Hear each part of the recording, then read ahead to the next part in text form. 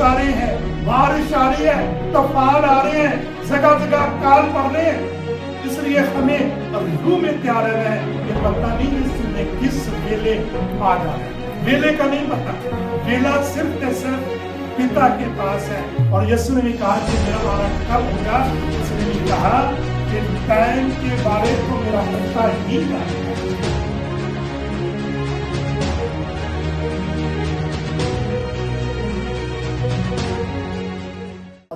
यही आपको एनकरेज करूंगा कि हमें रूह में आगे बढ़ना है, इधर आत्मा में आगे बढ़ना है, ताकि हम जब मेरा और आपका यीशु जब बादलों पे आएगा, उसके साथ हम क्या कर लिए जाएं, बादलों पे उठा लिए जाएं। और बहुत जल्दी इस दुनिया का अंत आ जाने होने जा रहा है। बहुत जल्दी, जैसे आप मैथ्यू चैप्टर 24 की जब आप पढ़ते हैं तो हर चीज जो यीशु ने कही थी वो आज पूरी हो रही है। अर्थक्वेक आ रहे हैं, बारिश आ रही है, तूफान आ रहे हैं, जगह जगह अकाल पड़ रहे हैं। इसलिए हमें रूह में तैयार रहना है कि पता नहीं यीशु ने किस वेले आ जाना है। वेले का नहीं पता, वेला सिर्फ पिता के पास है। और यीशु ने भी कहा कि मेरा आना कब होगा, उसने भी कहा कि टाइम के बारे तो मेरा पिता ही जानता है। यीशु भी नहीं जान रहा है और हम नहीं जान रहे। जब इन चीजों को देखा, उसने कहा कि जब इन चीजों को आप देखते हो कि पृथ्वी के ऊपर हो रही है, तो फिर आप समझ लेना। तो जैसे कहते हैं ना कि आप देखते हैं कि कौन सी ऋतु हम लोग, जब टानियां निकलती हैं, हरे पत्ते निकलती हैं, तो कौन सी ऋतु आने वाली है? स्प्रिंग आने वाली है। इसी तरीके से हमने देखना है कि जब सारी चीजें जो मत्ती की अंजील उसके 24 बाब के अंदर चैप्टर में लिखी हुई है, वो सारी की सारी पूरी हो रही है, तो हमने भी तैयार हो जाना है एक अच्छी दुल्हन बन के, एक पवित्र दुल्हन बन के। यीशु किसको लेने आ रहा है? अपनी पवित्र दुल्हन को लेने आ रहा है। बेदाग बेझुर्री वाली कलीसिया को लेने आ रहा है। तो हमने वो कलीसिया बननी है, बेदाग बेझुर्री वाली कलीसिया बन के जिस दिन यीशु आए उसके सामने हमने खड़े होना है कि हम नेग्लेक्ट ना होने, हम सेलेक्ट होने पाए, यीशु के साथ हम बादलों पे जा सके। हमारे लिए तो हमें इम्पॉसिबल लगता है कि हम वक्त पार नहीं है। जैसे यीशु चला गया था ना, तो यीशु आ रहा है आपको लेने, तो यीशु बगैर और उन्हीं को लेके जाएगा। हो सकता है कि मेरे जैसे भी बहुत सारे पास्टर भी, जैसे हमने पिछले पिक्चर देखी थी, बहुत सारे पास्टर भी उस दिन चर्च के अंदर चल रही थी कि जब यीशु लेने के लिए आ गया तो वो पास्टर भी वहीं रह गया।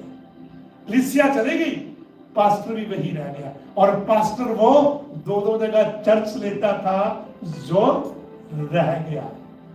आज मैंने और आपने एक चीज को जांचना है कि क्या कौन सी दौड़ हम दौड़ रहे हैं इस संसार में रहते, इस दुनिया में रहते हुए कौन सी दौड़ दौड़ रहे हैं। आज मैंने और आपने अपने आप में जांचना है कि हम सही राह पे सही दौड़ रहे हैं कि नहीं। तो वचन से हम सीखेंगे। तो मेरा आज का टॉपिक है, विषय है स्पिरिचुअल क्राउन।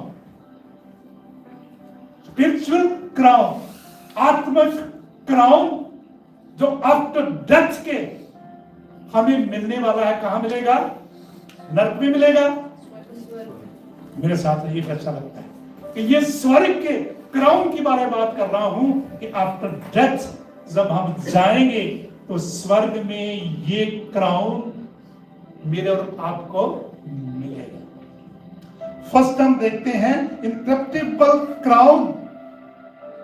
ये कभी भी नाश होने वाला नहीं, कभी उजराने वाला नहीं, कभी खत्म होने वाला क्राउन जो परमेश्वर उस टाइम मेरे और आपको देगा, तो वो ऐसा क्राउन है कि कभी भी आपसे छीना नहीं जाएगा।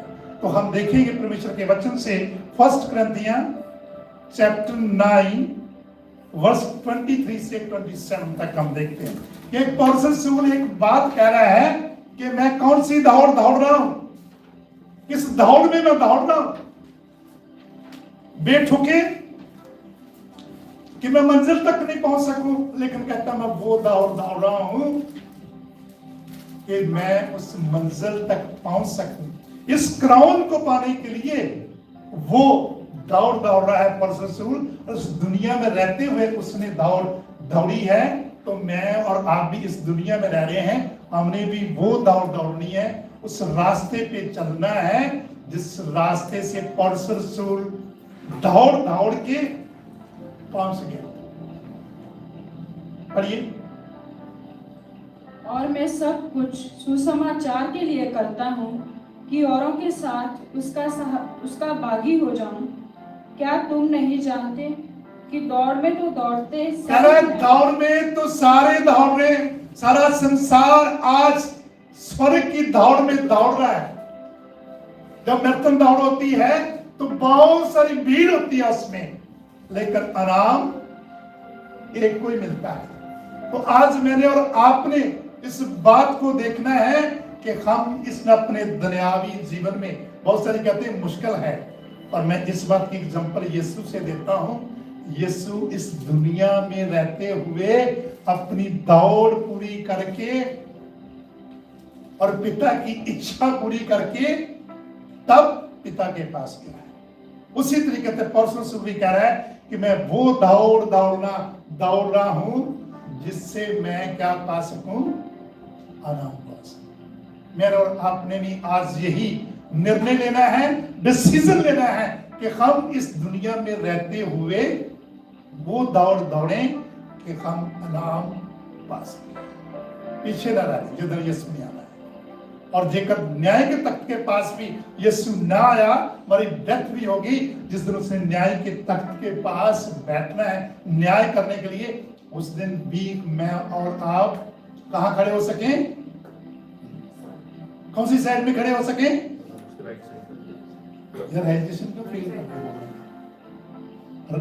धर्मीदान किस साइड में खड़े होंगे? तो फिर बोलने सीखा राइट साइड में हम, मैं और आप यीशु के खड़े हो सके, उस तख्त के पास खड़े हो सके उस दिन। हाँ जी।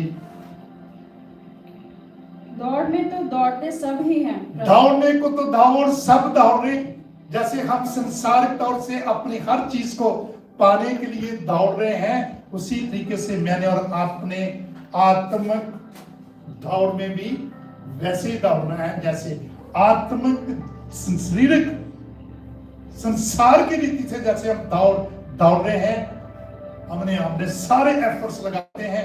इसी तरीके से आज हमने सीखना है कि स्पिरिचुअल एफर्ट्स भी लगाएं, उस दौड़ में दौड़ें जिससे हम इनाम पा सकें। दुनिया में तो इनाम हम बहुत सारे पा सकते हैं, पर स्पिरिचुअल दौड़ की बात कर रहा हूं कि हम स्पिरिचुअल तौर से उस इनाम को पाएं जो पौलुस रसूल कह रहा है। हाँ जी।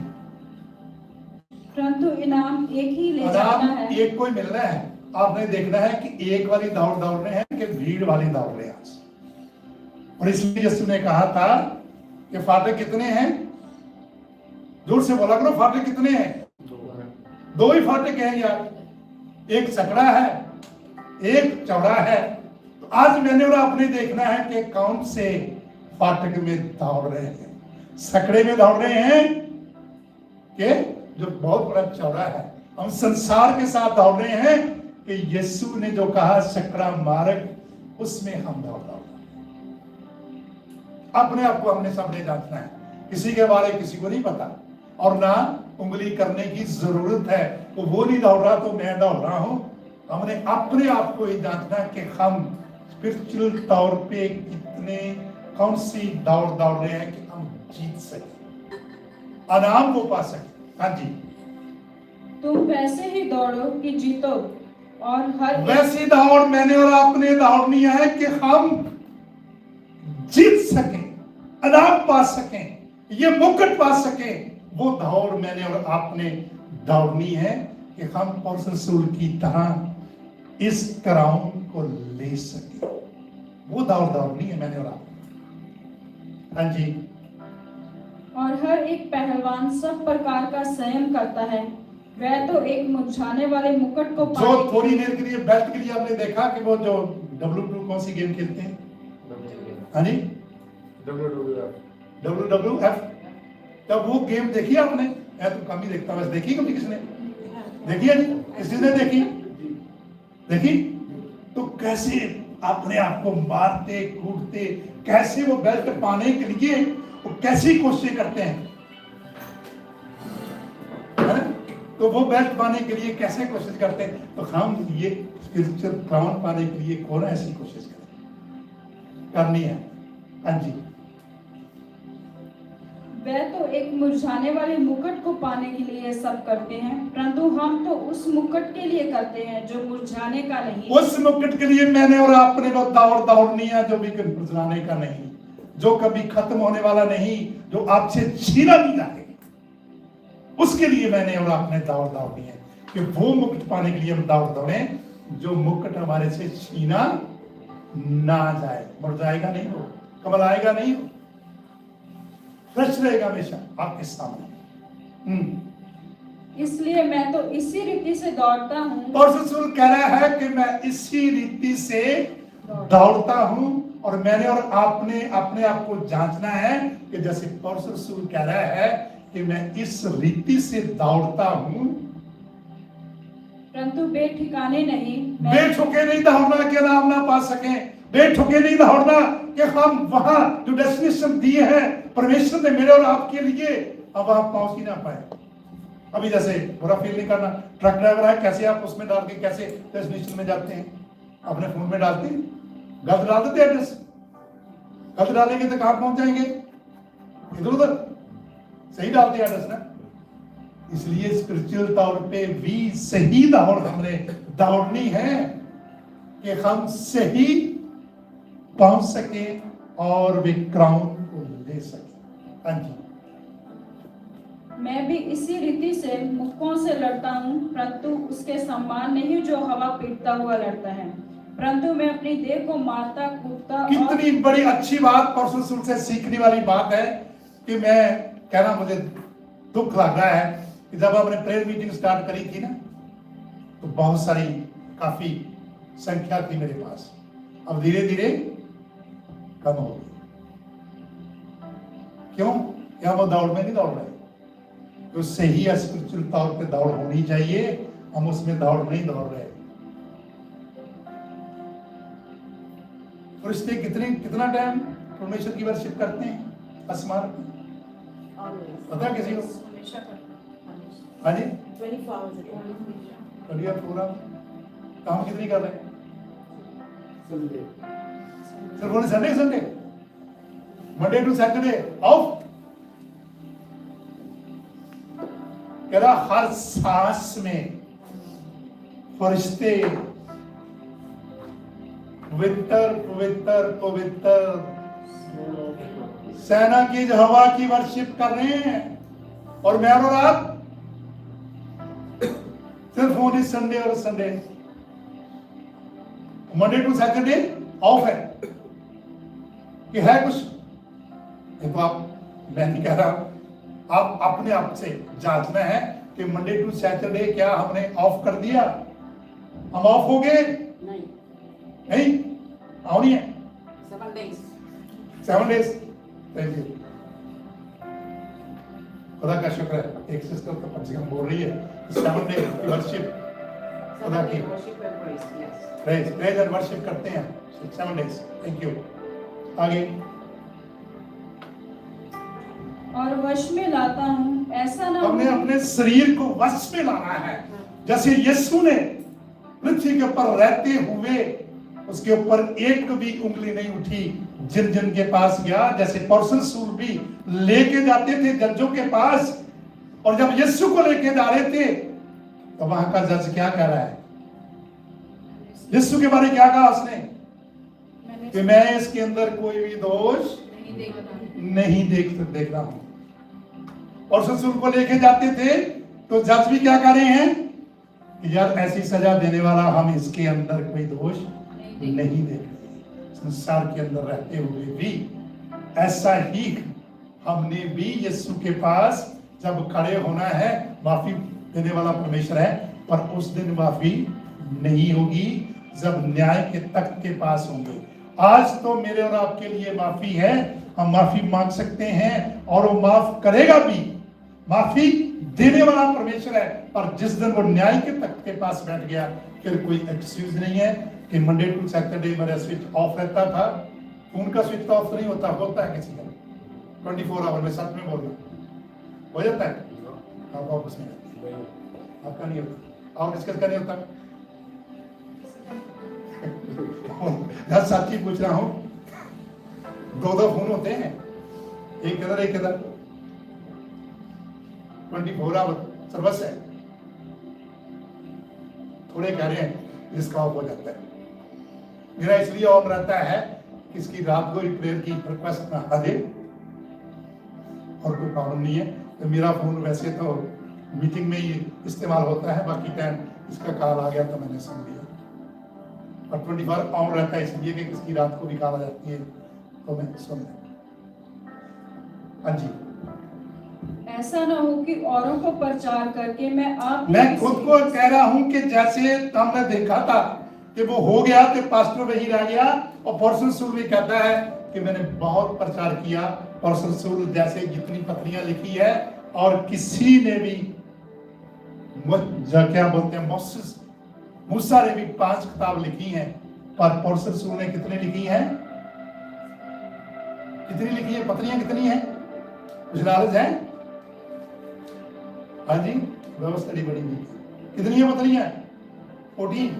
14 है। 14 की 14 पॉर्सन सूल के बारे में लिखी हुई है। रिक्वेस्ट करूंगा और आपको इनकरेज भी करूंगा कि कम से कम एक बार जरूर दिन में अपनी बाइबल खोल के पढ़ लें। जब भी आपको मौका लगे, कोई मौके की कोई वो नहीं, फोन पे पढ़ लो, नहीं है तो ये करो, हार्ड कॉपी खानी मुश्किल हो जाती है, भारी है, तो फोन पे पढ़ लें। दिन में एक बार जरूर पढ़ लें, आपको नॉलेज रहेगा, अच्छी बात है।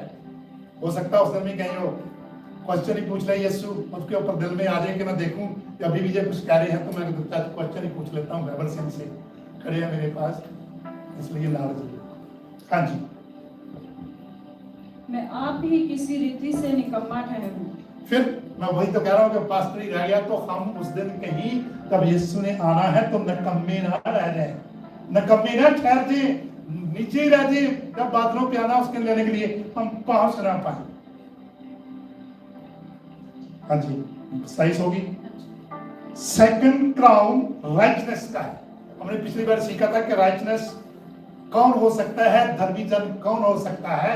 सेकंड क्राउन किनको मिलना है? धर्मी जन को मिलेगा, जो धर्म के काम करते हैं, जो धर्म के अनुसार चलते हैं, जो परमेश्वर के हुक्मों के मुताबिक जीवन व्यतीत कर रहे हैं। सेकंड क्राउन उनको मिलना है। मेरे साथ निकालिए Timotheus, 2 Timotheus chapter 4 verse 7 and 8। दूसरा तिमोथियस उसका 4 अध्याय उसकी 7 और 8 आयत।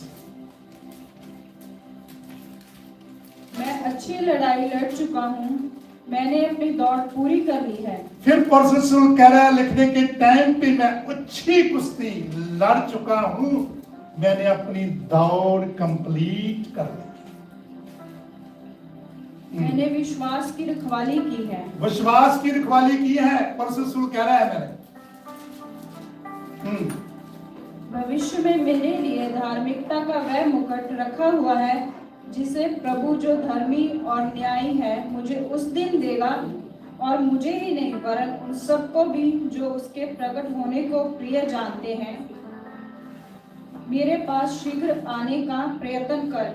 सबसे अच्छी बात है कि कह रहा है कि मेरे जो खुदा के दास हैं, धर्मी नहीं, उनको भी वो मुकुट मिलेगा, धर्मी जन वाला, कि जो उसके साथ हम शेयर कर रहे हैं, हम सारे बैठे हैं, इस सारों को मिलेगा जेकर हम धर्मी जन की तरह चल रहे हैं। स्पिरिचुअल तौर पे हम सही रास्ते पे चल रहे हैं, उन सबको ही मिलेगा। किले पास्टर को नहीं, सबके लिए है ये धर्मी वाला राइटनेस वाला क्राउन, सबको मिल रहा है। जितने भी हम बैठे हुए हैं खुदा के घर में, और जितने भी मुझे ऑनलाइन भी देख रहे हैं, ये सब क्राउन उनको सबको मिलेंगे जो परमेश्वर की जो भी कंप्लीट जो कहता है वचन के मुताबिक सबको देने के लिए वो तैयार है, और हम अपनी लाइफ में करना है, सीखना है। और तीसरा है क्राउन ऑफ ग्लोरी, जिससे परमेश्वर की महिमा होती है। The crown of glory, 1 Peter उसका 5:4 है। और जब प्रधान रखवाला प्रकट होगा, फिर किसने प्रकट होना है? बादलों पे लेने के लिए किसने आना है? यीशु ने आना है। तो यीशु ने जब लेने आना है तो उन्हीं को लेके जाएगा ना जो सही होंगे, कि सबको ले जाएगा? उस दिन भी शादी बड़ी होनी है, कुछ रह जाएंगे, कुछ ले जाएंगे। और एक बात मैं जरूर वार्निंग तौर पे आपको, जो रेवोल्यूशन में लिखी हुई बात, रिटर्न की बात बता रहा हूं, कि जब यीशु जब अपनी कलीसिया को ले जाएगा फर्स्ट में, जो फर्स्ट रप्चर है, उसके बाद अभी जो मुसीबतें आप देख रहे हैं, और प्रकाश वाक्य के अंदर जितनी तकलीफें लिखी हुई है ना, ये समुंदर जो आप देख रहे हैं, इसका पानी रेप हो जाएगा, समुंदर, और आधा सूरज चंद्रमा, इसकी रोशनी आदि हो जाएगी। और ऐसी ऐसी बीमारियां आएंगी जिनका इलाज नहीं है। जो डसने वाले ठुए हैं ना, ठुए, वो उसके बाद ऐसी ऐसी प्रॉब्लमें आएंगी, ऐसे ऐसे संकट, ऐसी ऐसी चीजें आएंगी। इसलिए मैं सबको इनकरेज करूंगा कि पहले ही रैप्चर में यीशु के साथ अच्छा होगा कि हम उठा लिए जाए। उसके बाद बहुत मुश्किल के दिन होंगे, बड़े कठिन दिन होंगे। जैसे तिमोथियुस में लिखा है कि आने वाले दिनों में कठिन समय आने वाले हैं। कठिन समय फिर उस टाइम होंगे जब फर्स्ट रैप्चर हो जाएगा। पहली यीशु लेके अपनी कलीसिया को चल जाएगा, उसके बाद बहुत मुश्किल के हार्ड दिन आएंगे, बहुत सारी बीमारियां, बहुत सारी प्रॉब्लम। स्टैंप तभी लगनी है उस टाइम पे, उस टाइम स्टैंप लगनी है कि यीशु के साइड के कौन से हैं और दूसरी साइड के कौन से हैं। वो जो स्टैंप की बात हो रही है 66 वाली ना, इसके बाद वो मोहर लगनी है, तब राशन मिलना उसकी मोहर का। उसने बोलना है वो शैतान की मोहर है, मेरी साइड में आ जाओ, नहीं तो राशन मिलना ही नहीं।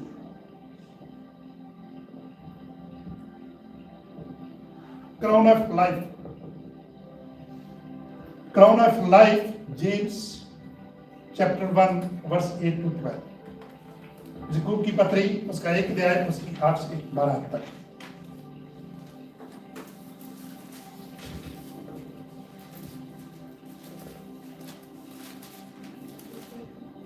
James chapter 1 verse 8 to 12। वह व्यक्ति दुचित्ता है और अपनी सारी बातों में चंचल है। दीन भाई अपने ऊंचे पद पर घमंड करे और धनवान अपनी नीच दशा पर, क्योंकि वह घास के फूल की तरह मिट कोई जाए। इंसान अपनी किसी चीज के ऊपर घमंड ना करे। परमेश्वर का वचन कह रहा है, चाहे वो हुस्न है, चाहे धन है, चाहे ज्ञान है, किसी भी चीज पे घमंड ना करे, क्योंकि वो घास की मानद और फूल की मानद सूख जाएंगे, दिखाई नहीं देती थोड़ी देर तक, थोड़ी देर के बाद।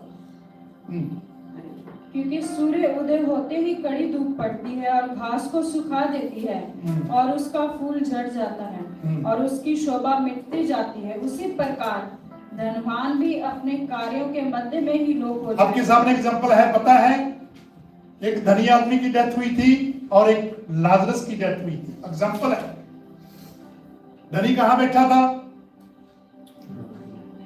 दूर से बोल रहा है, क्या फर्क पड़ रहा है? नर्क में बैठा है धनी आदमी।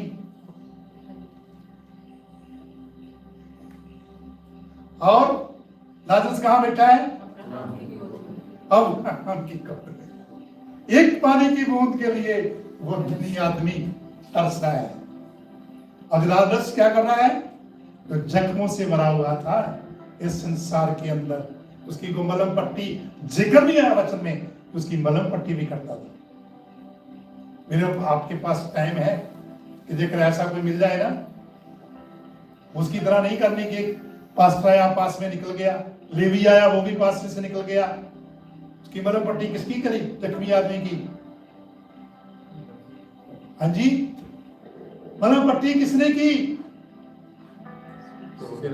शामरिया। वहां से निकला, उसने अपने घोड़े पे उठा लिया, खुद पैदल चल दिया। अब उसकी तरह कार्य करना है। लेवी भी चला गया, पास्टर भी चला गया, उसने भी ध्यान दिया। अच्छा, बहुत सारे मेरे जैसे पास्टर भी यही काम कर रहे हैं, ध्यान नहीं दे रहे कि जरूरतमंद है तो उसकी जरूरत को पूरा करना है। ये कोई दुखी है तो उसके दुख को सुनना है, तो उसके लिए प्रेयर करना है। हाँ जी। धन्य है वह मनुष्य जो परीक्षा में स्थिर रहता है। हमने मुबारक होना है, परीक्षा जरूर आएगी, आ भी जाती है परीक्षा, बीमारी है, लाचारी है, कुछ भी है। परीक्षा में कौन स्थिर रहा था? याद है? अय्यूब रहा। अय्यूब को कितनी बरकतें मिली है? तुझे हमारे ऊपर परीक्षा आ जाए, हाय हाय नहीं करना है, स्थिर रहना है, मजबूत रहना है उस परीक्षा में भी, जैसे अय्यूब रहा। फिर खुदा ने कितनी बरकत दी? डबल बरकत दे दी उसने। खुदा ने लास्ट तक धीरज रखा उसने। कितने चैप्टर हैं अय्यूब के? हाँ जी, 42। लास्ट की 42 में उसके बारे पढ़ते हैं तो खुदा ने डबल बरकत दी है। और मेरे जैसे उसके दोस्त भी थे, उनको बरकत मिली।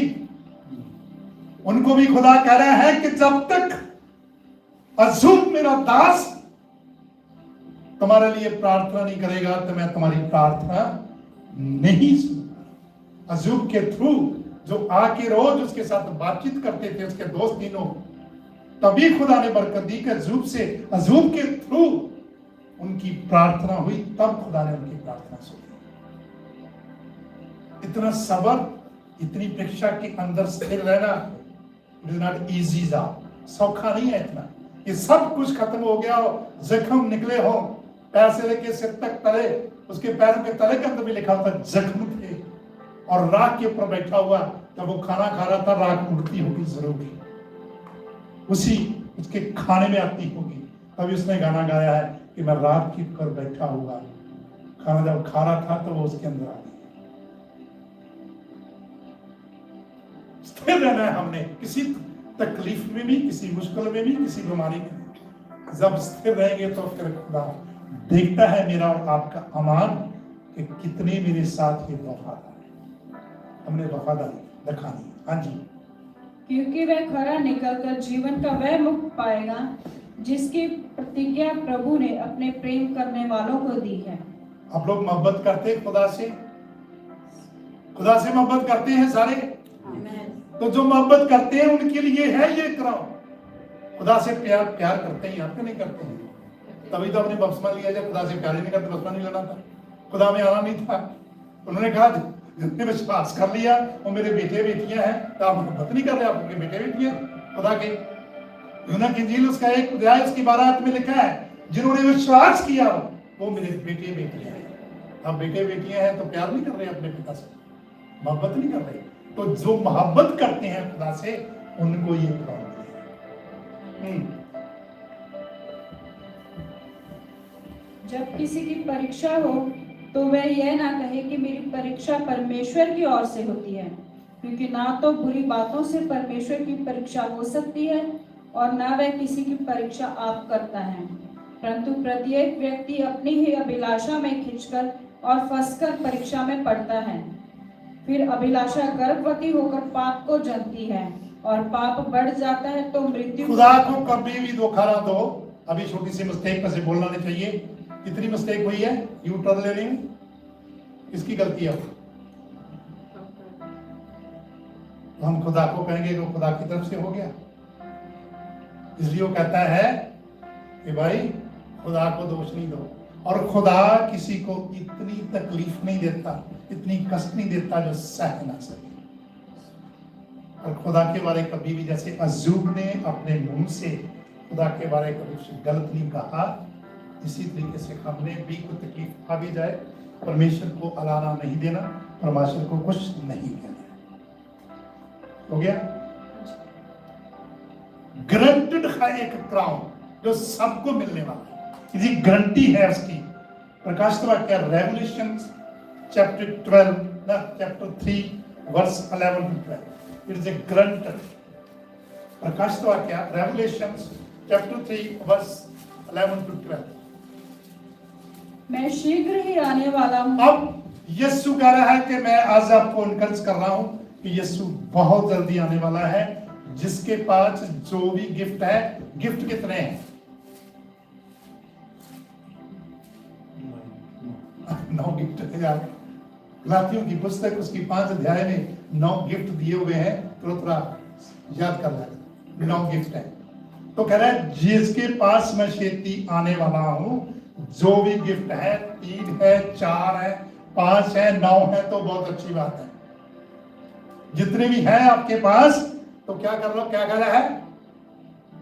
रख लो अपने पास, थाम लो, मजबूती से पकड़ लो, छोड़ो मत। हाँ जी पढ़िए। मैं शीघ्र ही आने वाला हूँ। जो कुछ तेरे पास है, जो कुछ भी तेरे पास है, जो कुछ गिफ्ट है स्पिरिचुअल तौर पे तेरे पास जो कुछ भी है, हाँ जी, उसे थामे रह। उसको थामे रहे, पकड़ ले मजबूती से, उसको भी मत जाने दे। ये 9 से 4 ही है, तो 4 को बड़ी मजबूती से पकड़ लो। मैं कह रहा हूँ गिफ्ट स्पिरिचुअल तौर के आत्मा के गिफ्ट हैं वो 9, तो ये 4 है, 5 है, जितने भी हैं उनको तो पकड़े रखो।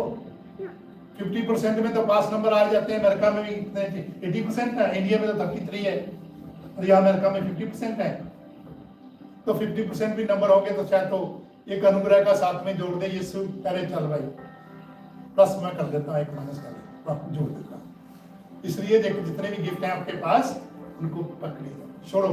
हाँ जी, कोई तेरा मुकुट छीन ना ले। कोई तेरा मुकुट ना छीन ले, पकड़ लो जितने भी तेरे पास गिफ्ट है। हाँ जी, जो जय पाए उसे मैं अपने परमेश्वर के मंदिर में एक खंभा बनाऊंगा, और वह फिर कभी बाहर ना निकलेगा। फिर कभी बाहर नहीं निकालेगा। खंभा बन गया उस मंदिर के अंदर। जब नई यरूशलेम नई बनना है वो मंदिर, उसके अंदर जब खंभा बन गए, उस खंभे को तो कोई बाहर नहीं निकालेगा। जो बीच में कुछ भी द्वारें लगी हैं, उनको कहना मैं कभी भी फिर बाहर नहीं निकालूंगा। इस सब के लिए है और ग्रंटेड है। जब हम विजय पाएंगे तो ये ग्रंटेड क्राउन हम सबको देंगे, इसकी गारंटी। और मैं अपने परमेश्वर का नाम और अपने परमेश्वर के नगर अर्थात नए यरूशलेम का नाम, जो मेरे परमेश्वर के पास से स्वर्ग पर से उतरने वाला है, और अपना नया नाम उस पर लिखूंगा। उस पे लिख देगा, मेरे और आपके ऊपर नया नाम लिख देना। फिर कभी बाहर नहीं निकालेगा। तब हम चाहते हैं सभी एक नया नाम हमारे मत्थे के ऊपर लिख दिया जाए।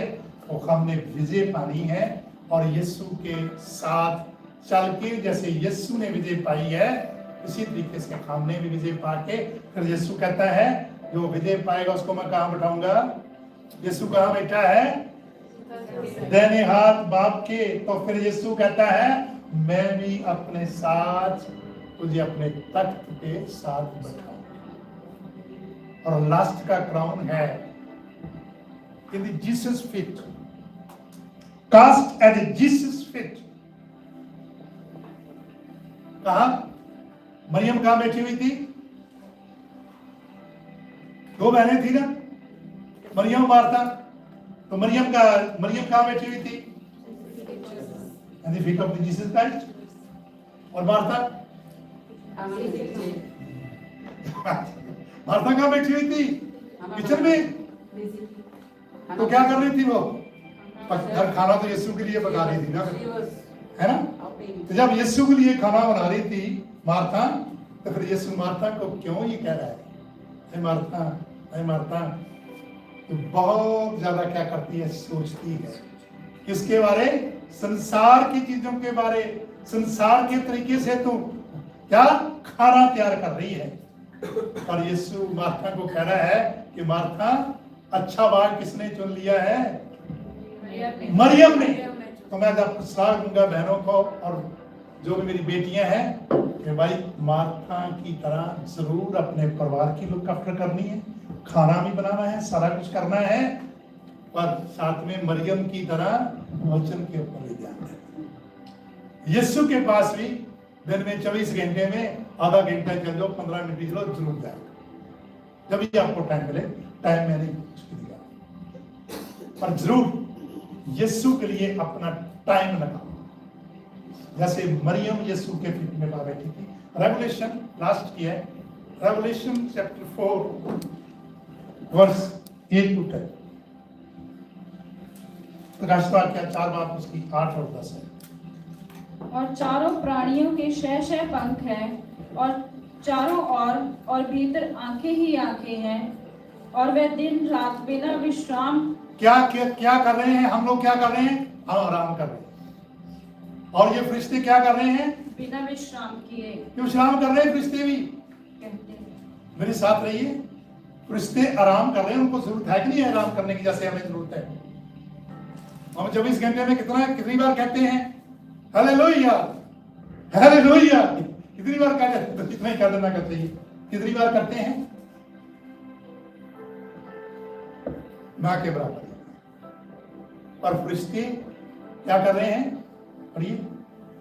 वह रात दिन बिना विश्राम लिए रात दिन बिना विश्राम किए ये कहते हैं पवित्र पवित्र पवित्र पवित्र पवित्र प्रभु परमेश्वर सर्वशक्तिमान सर्वशक्तिमान परमेश्वर जो था जो है और जो आने वाला है, हालेलुया। जो आने वाला है, बहुत जल्दी आने वाला है।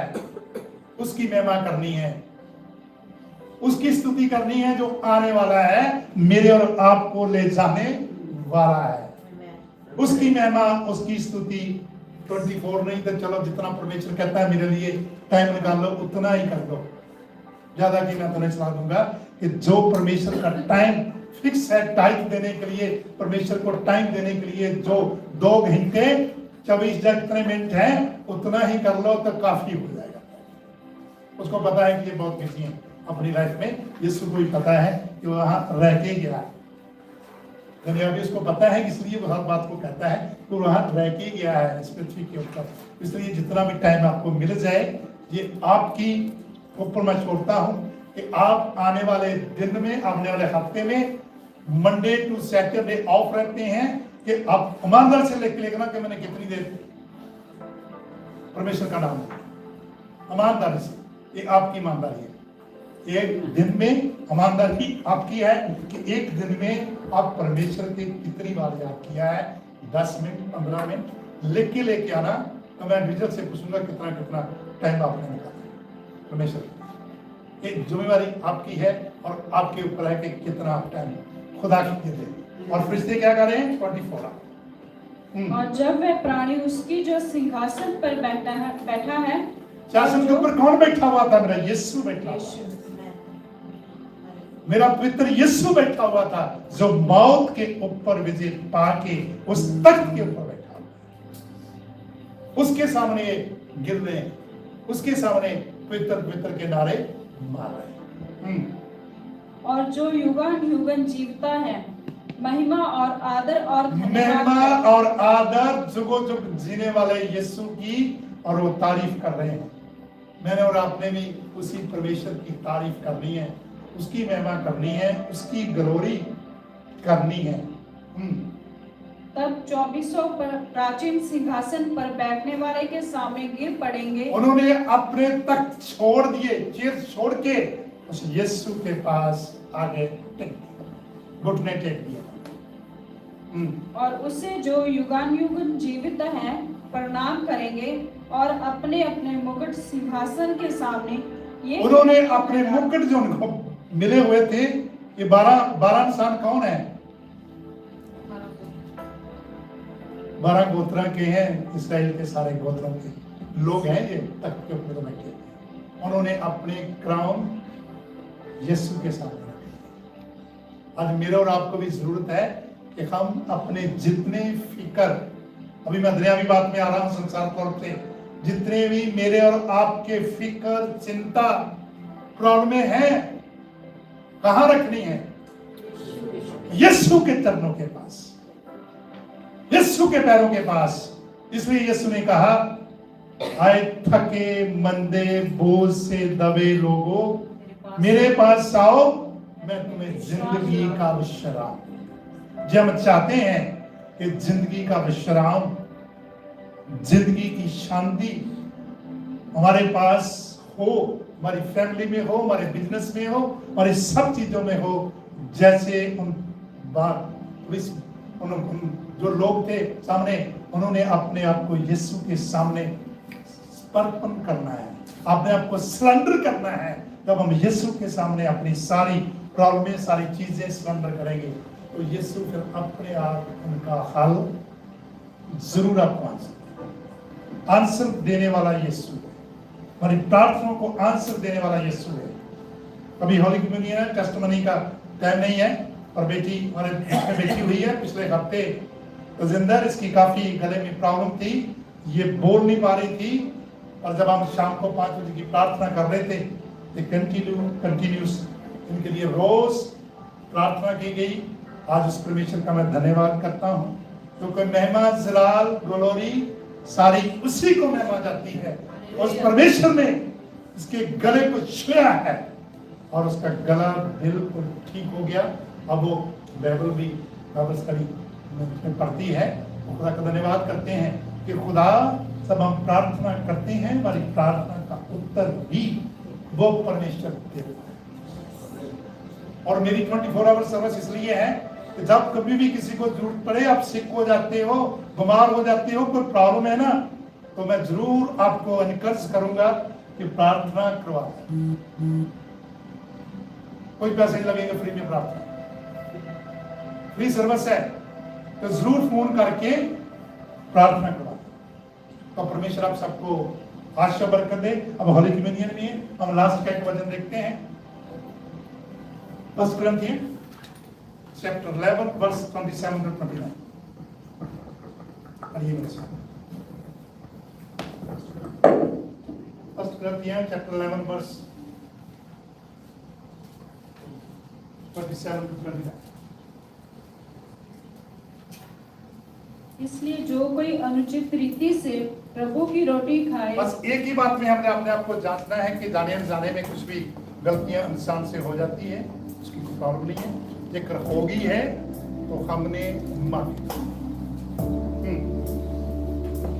प्रभु की रोटी खाए या उसके कटोरे में से पिए, वह प्रभु की देह और लहू का अपराधी ठहरेगा। इसलिए मनुष्य अपने आप को जांच ले और इसी रीति से इस रोटी में से खाए और इस कटोरे में से पिए, क्योंकि जो खाते पीते समय प्रभु की देह को ना पहचाने, वह इस खाने और पीने से अपने ऊपर दंड लाता है। इसी कारण तुम में से बहुत से निर्बल और रोगी और बहुत से सो भी गए। आमीन। हमने अपने आप को इस रोटी खाने से पहले और प्याला परमेश्वर का लहू पीने से पहले सिर्फ अपने लिए थोड़ी देर के लिए प्रार्थना करें। फिर हम सब एक साथ मिलके, तो जैसे प्रेरितों के काम में लिखा हुआ था कि प्रेरित रोटी तोड़ते थे, एक साथ मिलके रोटी है तोड़ते थे और खाते थे। सच्चे और जिंदे परमेश्वर, एक बार फिर तेरा शुक्र करता हूँ, धन्यवाद करता हूँ तेरा दास होने के नाते।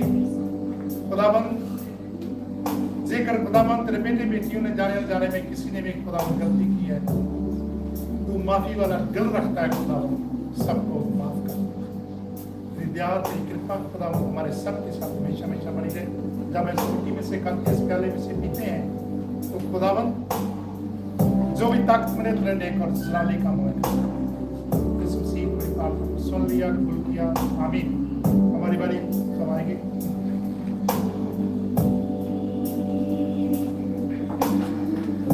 धन्यवाद करते हुए रोटी देते कहा कि ये मेरा बंधन है, ये मेरा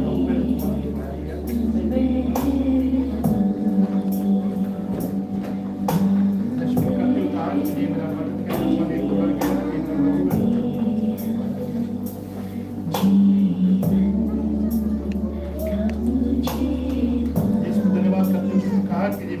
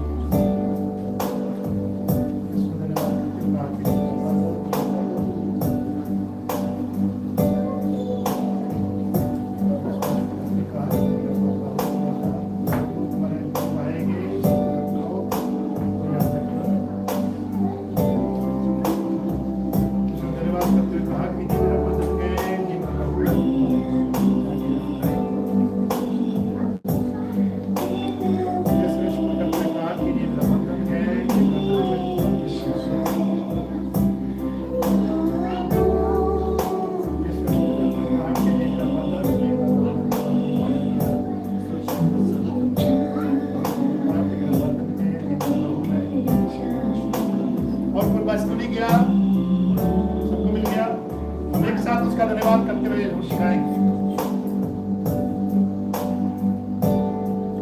उस प्याले में से पिएंगे, उसका शुक्र करते हुए।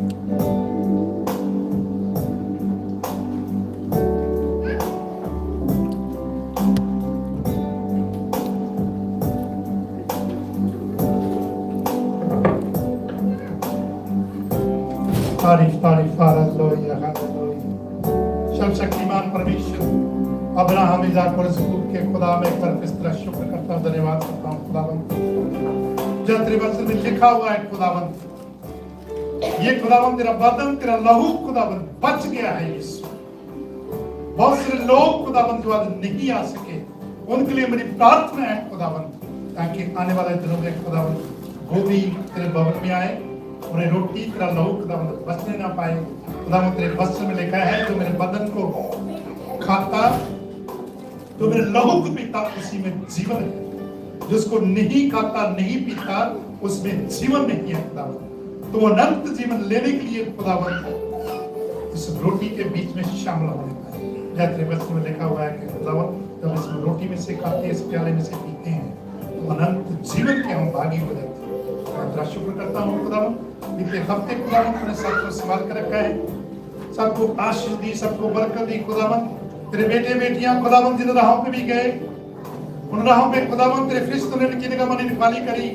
मैं फिर से एक बार यीशु तेरे अनुग्रह तेरे फजल में सबको खुदावंद छुपा देता हूँ खुदावंद। जब तेरे बेटे बेटियां जिस जॉब में भी जाते हैं, जिस कार्य में भी जाते हैं, जिस जॉब पे जाते हैं खुदावंद, जिन राहों पे भी जाते हैं खुदावंद, तेरे फरिश्ते इनकी निगाह में निकाली करें। मैं तेरा शुक्र करता हूँ, तेरा धन्यवाद करता हूँ यीशु मसीह। तेरी प्रार्थना तूने सुन लिया, कबूल किया, आमीन। अगर बाप जिस आसमान पे है, तेरा नाम पाक माना जाए, तेरी बादशाहत आवे, तेरी मर्जी आसमान पे पूरी होती है, जमीन पे भी हो। मैं रोज की रोटी आज को मैं दे, जैसे हम दूसरों के गुनाह माफ करते, हमारे कसूरों को माफ कर, हमें नेशनल सुधराई से बचा के बादशाह को रचना हमेशा के आमीन। पिता का प्यार यीशु का अनुग्रह पुत्र आत्मा की इसमें काउंट खुदा के नहीं जाता है। पुरानी घर से चर्च के छोटे बच्चे से लेकर बड़े तक तमाम पास्टर, तमाम विश्वासी जितने भी लोग यीशु के नाम पे विश्वास रखते हैं, जब तक बात करते हैं, सबके साथ रहिए। आमीन। God bless all of you. परमेश्वर आप सबको आशीर्वाद दे।